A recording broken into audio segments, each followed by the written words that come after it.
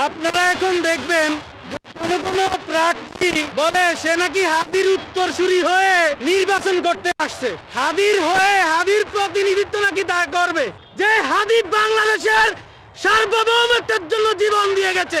যারা সার্বভৌমত্ব ধ্বংস করেছে তার মধ্যে অন্যতম দোসরদের জাতীয় পার্টি। সেই জাতীয় পার্টির নির্বাচনে গিয়ে তারা হাদির চেতনা বাস্তবায়ন করবে, তাই না?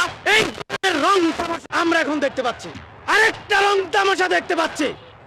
গতকাল উপদেষ্টা মাহফুজ আলম একটা প্রোগ্রামে বলতেছে যে লাস্ট কয়েক মাস নাকি তারা কাজ করতে পারে নাই। সে বলতেছে কাজ করতে গেলে নাকি আলীগড়ের বিরোধিতার মুখোমুখি হয়েছে। আমার কথা হচ্ছে, তুই যদি এই পদপ্রাপ্ত হস, জনগণ কেন তুই জানালি না? এই জনগণ রক্তের বাদ দিয়ে তোরা চেয়ারে বসতস। এখন তোরা দেখতে পাচ্ছিস আখের যখন গোছানো হয়ে গেছে, এখন এই ধরনের ব্লেম দিয়ে তোরা মাপ পাবি। গত 17 বছর ধরে পেশিবাদ কায়েম একটা দল করে নাই। আপনারা কি মনে করেন এই পেশিবাদ শুধু আওয়ামী লীগ কায়েম করেছে? এই পেশিবাদের সবচেয়ে শক্তিশালী অংশীদার হচ্ছে জাতীয় পার্টি। 2014 সালে সারা বাংলাদেশ যখন নির্বাচন বর্জন করছে, এই কুলাঙ্গার দল শেখ হাসিনার নির্বাচনে গিয়ে সেটার বৈধতা দিয়েছে। 2018 সালে একই কাজ করেছে। 24 সালেও এই কুত্তার বাচ্চারা শেখ হাসিনার সঙ্গে একত্রিত হয়ে এই বাংলাদেশকে চূড়ান্ত পেশিবাদের দিকে নিয়ে গেছে।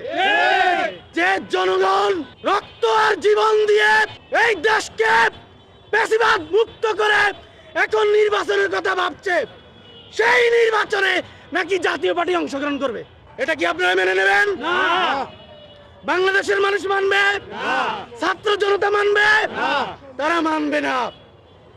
এই না মানার কারণে জুলাই ঐক্য পক্ষ থেকে ইতিমধ্যে আপনারা দেখেছেন যে আদালতে একটা রিট করা হয়েছে। আমরা বলতে চাই, এই আদালত 2024 সালে একটা মজা করেছে বলে মাফিয়া কিন্তু বাংলাদেশে থাকতে পারে নাই। আদালতকে বলে দেয়, গণহত্যার বিচার, প্রশাসনে লুকিয়ে থাকা খুনি, তাদেরকে নিয়ে যে টালবান আপনারা করেছেন, এটাকে নিয়ে যদি সেম টালবানা করেন, খোদার কসম আদালত এই জুলাই জনতা ঘেরাও করে টেনে হিসেবে নামিয়ে ফেলেন ইনশাআল্লাহ। কথা পরিষ্কার, অবিলম্বে রুল জারি করেন।